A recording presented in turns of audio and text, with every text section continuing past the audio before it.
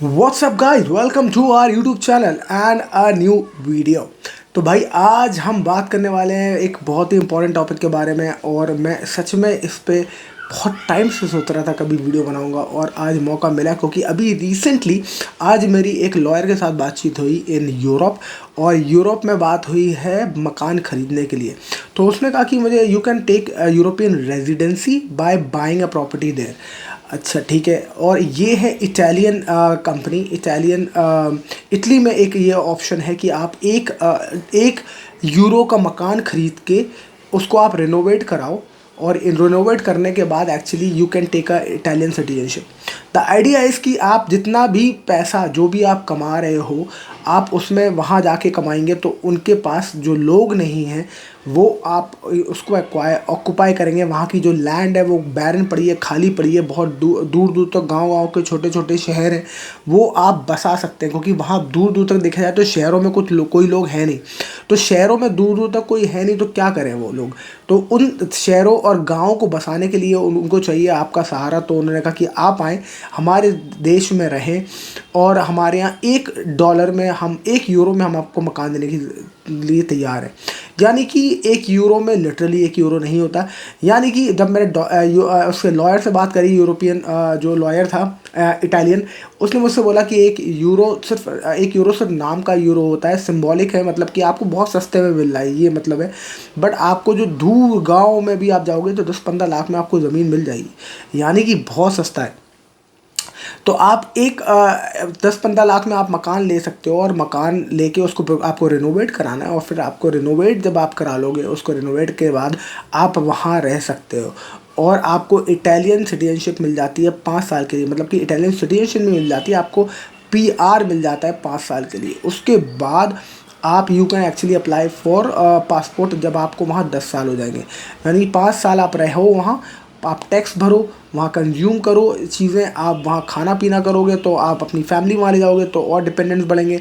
Basically Italian government wants you to be there, कि आप वहाँ जाओ और आप वहाँ अपने बच्चे पैदा करो, आप वहाँ रहो, तो आपकी जो आगे वाली जो पूरी पीढ़ी आएगी तो वो आपकी इटालियन भी सीखेगी, वहीं पढ़ेगी, और वो वहाँ के जो इकनॉमी है उसमें कंट्रीब्यूट करेगी। बट मेरा एक सवाल ये था हमारे लॉयर साहब से कि मकान जब मैं वहाँ ख़रीदता हूँ तो उसका रिनोवेशन कॉस्ट अच्छा खासा आता है। दूसरा बात प्रॉब्लम ये है कि यूरोप में जब भी आप रहते हो तो वो प्रॉपर्टी को मेंटेन करना इतना आसान नहीं है। आप जब रहते हो वहाँ कमाते हो तो that is a different thing. But Europe में प्रॉपर्टी खरीदना आसान है पर प्रॉपर्टी मेंटेन करना मुश्किल है। क्योंकि मैं वहाँ रहा बहुत टाइम तक, मैंने रियलाइज़ किया ये बात कि वहाँ जो प्रॉपर्टी मेंटेन भी कर रहा है बंदा, जितना वो उसमें कमा रहा है उतना, मतलब जितना वो उसमें से कमाता है उतना उसका खर्चा जो प्रॉपर्टी को मेंटेन करने का खर्चा निकल जाता है, वो वर्थ नहीं लगता मुझे। But at the same time ये ज़रूर हो सकता है कि आप आगे चल के उसको यू कैन टेक इट, मतलब क्योंकि अगर आपको रेजिडेंसी मिल जाएगी तो then it can be a very good option for you. कि अगर आपको वहाँ की इटालियन पासपोर्ट चाहिए तो this can be a very good option. But मुझे नहीं लगता, मैं I really to be very honest, I मकान खरीदना जो है मुझे लगता है it's a big thing, specially in terms of freedom. मैं जानता हूँ कि बहुत सारे लोगों का, मेजॉरिटी जो लोग हैं उनका जो मकान के प्रति है बहुत इमोशनल वो होता है, एक बॉन्ड होता है, और उस इमोशनल बॉन्ड के चलते लोग मकान खरीदते हैं। बट अब आप if you look at it in terms of revenue, तो अगर आप इमोशनली आप सोचते हो कि यार एक छत हो जाएगी हमारे पास, अगर आप इमोशनली इससे स्टिमुलेट होते हो तो बिल्कुल सही है, मकान आपके लिए एक अच्छा ऑप्शन है। बट अगर आप सोचते हो कि आपको उससे रिटर्न है तो रिटर्न मेरे हिसाब से बहुत अच्छा नहीं है। मुझे हमेशा लगता है कि it is always better to rent rather than to buy, in terms of जब तक आपको वो चीज़ लेवरेज पे नहीं मिल जाती। यानी कि मैंने वो वकील से भी पूछा क्या मैं वहाँ लोन पे दे सकता हूँ, तो उसने कहा नहीं, आपको रेजिडेंस आपको क्योंकि वहाँ इन्वेस्ट करना पड़ेगा। सरकार चाहती ये है कि आप वहाँ पैसा लगाएं, तब आपको वहाँ के पेपर बनने पड़ेंगे। दूसरी बात, आप सिर्फ प्रॉपर्टी खरीद के यहाँ बैठ नहीं सकते, आपको वहाँ रहना भी पड़ेगा इटली में। तो ये बड़ा इंटरेस्टिंग है। पर मुझे लगता है कि अब आप सोचो वहाँ रहोगे, मतलब this is very good for nomads जिसके पास जो डिजिटल नोमैड है, जिसकी सैलरी वैली बढ़िया है और जिसके पास इन्वेस्टमेंट करने के लिए है पैसे, तो they can actually consider this option for Italy. तो उनके पास एक दूसरा वीज़ा मिल सकता है, राइट। तो हाँ, मेरे को ये ज़्यादा ऑप्शन वो नहीं लगा मुझे कभी भी, मतलब जहाँ आपका कैपिटल बहुत ज़्यादा ब्लॉक होता है, I don't like it much, because मैं चाहता हूँ कि जो मेरा कैपिटल है वो बहुत फ्री फ्लो हो। तो अगर मेरे अकाउंट में, बैंक में पैसा है ना, मेरे जेब में पैसा है, तो आई कैन गो एनीवेयर। अब आप ये सोचो कि अगर आपके अकाउंट में 50 लाख रुपए हैं, फॉर एग्जाम्पल आपने म्यूचुअल फंड या पोर्टफोलियो आपका 50 लाख 1 करोड़ का है, तो who is stopping you to go anywhere. मतलब कि आप लातविया का, आप लातविया कह रहा हूँ मैं, इटली, मैं लातविया गया हूँ तो मुझे बार बार लातविया मुंह में आ जाता है मेरे। बट अब आप ये सोचो, आप इटली जाना है, आपको कहीं भी जाना है, मतलब हु कैन स्टॉप यू, जब आपके पास फंड इतने अच्छे खासे ठीक ठाक हैं। तो आपके पास फंड अगर 1-2 करोड़ रुपए है अपने अकाउंट में, आप दिखा सकते हो वो अकाउंट में अपने, तो like you can always get a visa easily. और टूरिस्ट वीज़ा आपको आसानी से मिल ही सकता है। जब आपको टूरिस्ट वीज़ा मिल सकता है आसानी से, तो मेरे हिसाब से it is always better to make money from money. 50 lakh आप इन्वेस्ट करने के बाद आप वेट करेंगे कि वो कब प्रॉपर्टी का अप्रिसिएशन होगा। दूसरी बात, आप इतना पैसा हर महीने उसके मेंटेनेंस में खर्च करेंगे, तो मुझे वो ऑप्शन वायबल लगता है। इवन इन इंडिया, मतलब आप, properties are overpriced, highly overpriced. आप कहीं भी बात करो तो 50 लाख 1 करोड़ से नीचे कुछ होता ही नहीं है। पर अब आप ये सोचो कि 1 करोड़ का मकान में रह के आप कितना रेंट ले लोगे, आई डोंट नो, 20-25 हज़ार रुपये, 25-30 हज़ार रुपये मैक्सिमम। तो वो मुझे बहुत वायबल नहीं लगता। अब आप एक सोचो ना, 1 करोड़ में अगर आप सिर्फ एफडी कर दो, तो आप उससे ज़्यादा इंटरेस्ट ले लोगे। तो मुझे वो ऑप्शन बिल्कुल वायबल नहीं लगता। और मुझे ये भी लगता है कि आपके पास एफडी में आपके पास पैसा हमेशा लिक्विड है, मकान में कभी आपके पास पैसा लिक्विड नहीं है।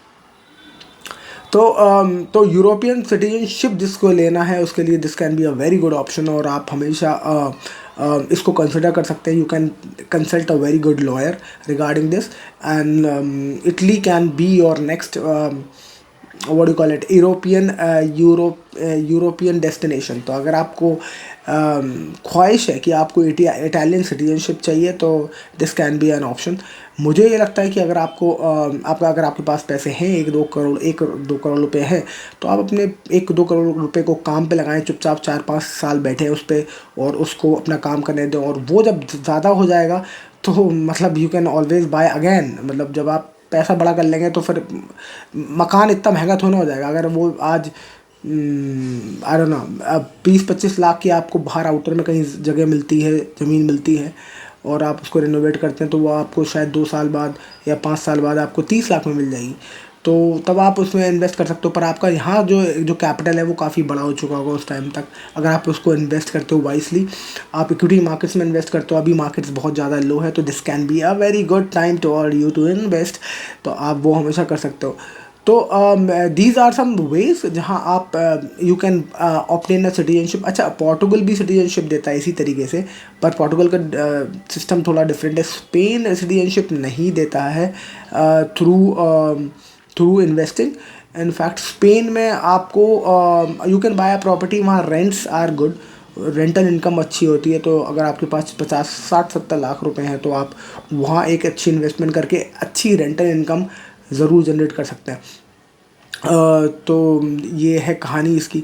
तो मुझे ऐसा लगता है you are not free till the time, like property जब भी आपके पास होती है, तो आपको मैनेज करने का कॉस्ट उसका बहुत ज़्यादा होता है। आप you never consider the overhead expenses, you never consider the renovation expenses. दूसरी बात, कब्ज़ा, मैंने उससे बोला था, वकील से भी बोला मैंने कि वहाँ कब्ज़ा हो जाता है, और कब्ज़ा अगर हो गया तो मैं कैसे उससे लड़ूंगा। और ये बात फैक्ट है, जब वहाँ कब्ज़ा हो जाता है। इनफैक्ट वो बता रहा था कि स्पेन में उसके पास खुद की प्रॉपर्टी, उस पर कब्ज़ा हो गया था।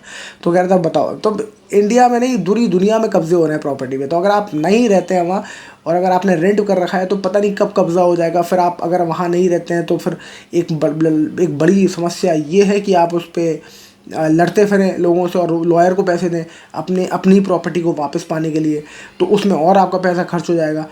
तो ये कब्ज़ा एक बहुत बड़ा इशू है इंडिया में प्रॉपर्टी को होल्ड करने का। फिर उसका रिनोवेशन हो गया, मैनेजमेंट हो गया, फिर कमीशंस हो गए जब आप ब्रोकर को दोगे उसको कमरा मतलब घर रूम रेंट पे चढ़ाने के लिए।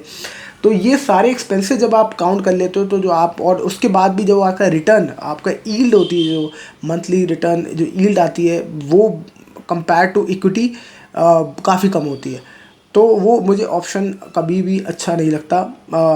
इनफैक्ट मुझे लगता है एक आध, अगर आपके पास कोई भी घर नहीं है तो एक आध घर यू शुड ऑलवेज ओन। एक घर आपके पास ज़रूर होना चाहिए, क्योंकि एक घर से आपको एक संतुष्टि रहती है। अगर आपको फैमिली या पैटर्नल होम आपके पास पास ऑन हो गया है तो उससे तो नथिंग लाइक इट, वो फिर तो कोई बात ही नहीं, उस पर आराम से बैठिए। पर अगर आपके पास पैटर्नल होम नहीं पास ऑन हुआ तो एक घर आपके पास होना चाहिए, क्योंकि अगर कल को कुछ भी क्राइसिस आता है या कोई बहुत लंबे समय तक मार्केट में वो मार्केट में स्टैग्नेशन आता है, तो आप एटलीस्ट आप अपने घर लौट सकते हो और आपको रेंट नहीं देना। तो ये एक सिक्योरिटी जो घर आपको देता है, जो क्योंकि वो आपको फिज़िकली आपके पास कुछ है दिखाने के लिए, होल्ड करने के लिए, वो जो आपको मिलती है वो किसी भी और इक्विटी मार्केट्स में या किसी भी और जगह वो सिक्योरिटी नहीं मिलती। तो एक सबसे अच्छा फैक्टर प्रॉपर्टी का यही है, और इसलिए लोग ज़्यादातर लोग प्रॉपर्टी ख़रीदते हैं कि एक जो आप होल्ड कर लेते हो, जो physical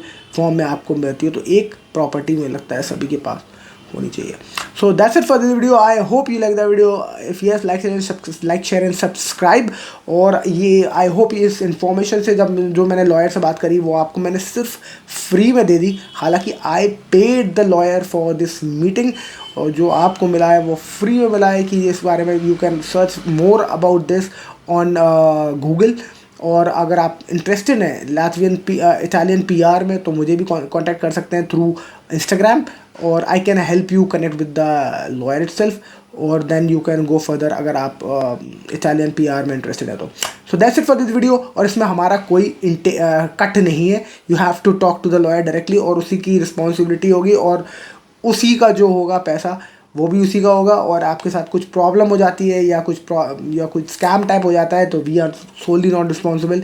you have to do a thorough checkup of the entire this lawyer and this agency who gets all your proper documentation done.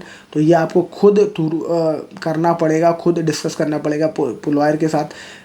You have to go through entire checkup, you have to visit to Italy to witness the property जो आप खरीद रहे हो। तो never go very quickly, take your decision, research on it, sleep on it, कहते हैं ना sleep on it, कि मतलब कि ज़्यादा उस पर सोचो, तो स्लीप ऑन इट या रिसर्च करो, तो स्लीप ऑन इट